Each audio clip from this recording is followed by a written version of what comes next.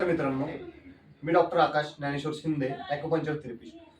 मित्रांनो, माझ्याकडे 15 दिवसाआधी या लक्ष्मीबाई शिंदे शिल्लोडून आल्या होत्या. यांना सायटिकेचा त्रास होता अवघ्या 20 वर्षापासून आणि एका पायामध्ये रेग्युलर मुंग्या यायच्या. त्यांना चालता येत नसे. त्यांनी मला असं सांगितलं होतं. आज त्यांना विचारणार आहे की किती आराम आहे त्यांना. काय नाव आहे काकू तुमचं? लक्ष्मीबाई शिंदे. बरं, त्रास किती दिवसापासून होता तुम्हाला? मला 15-20 वर्षापासून मुंग्याच्या मुंग्याच्या थोड्या मुंग्या येता येता येता लगेच कमरातून पाय माझे लगेच गळून जायचे नाही. त्याच्यात जीवच नाही राहायचा. चालतच नव्हतं येत मला.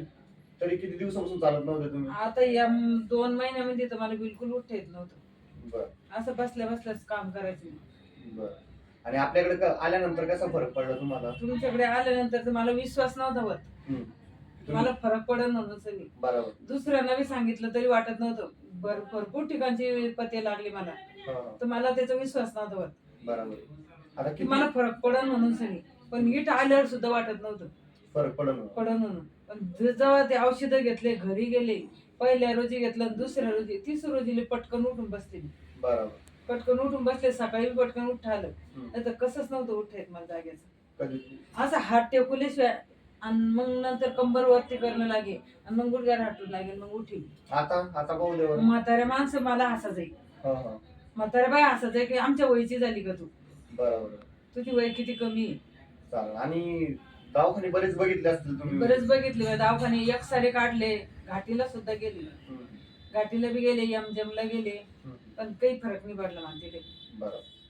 चालेल. बघितलं मित्रांनो, आजीचं मनोगत स्वतः व्यक्त केलं. आणि बरेचसे पेशंट असे असतात की त्यांना बऱ्याच दिवसाचा त्रास आहे. एक वेळ तुम्ही आमच्या तेजस्विनी निसर्गोपचार केंद्र इथे भेट द्या. आमच्याकडं एक युनिक पद्धतीने ट्रीटमेंट होते, जसं की आयुर्वेदिक काढे वगैरे. आम्ही काढे देतो पेशंटला की जे काढे आपल्या बॉडीसाठी बेस्ट असतील, जसं की पारिजात काढा, महाराज नदी काढा वगैरे, जेणेकरून आपल्या शरीराला लवकरात लवकर इम्युनिटी बुस्टर मिळेल. आणि आजीला इतका त्रास होता की त्यांना विश्वासच नव्हता की ते आमच्याकडे रिकवर होतील म्हणून.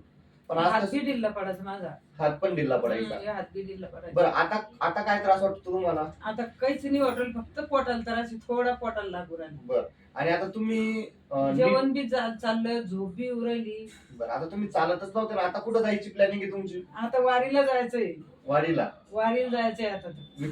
विठ्ठलाच्या वारीला तर आता इच्छा झाली ना, चालता येऊ राहिलं म्हणून सनी. बरोबर. आता जास. बघितलं मित्रांनो, पेशंटला चालता येत नव्हतं आणि फरक पडल्यानंतर पेशंटची इच्छा आहे की मी आता चालते तर मला वारीला जायचं पंढरपूरला.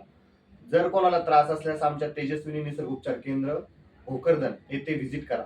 धन्यवाद.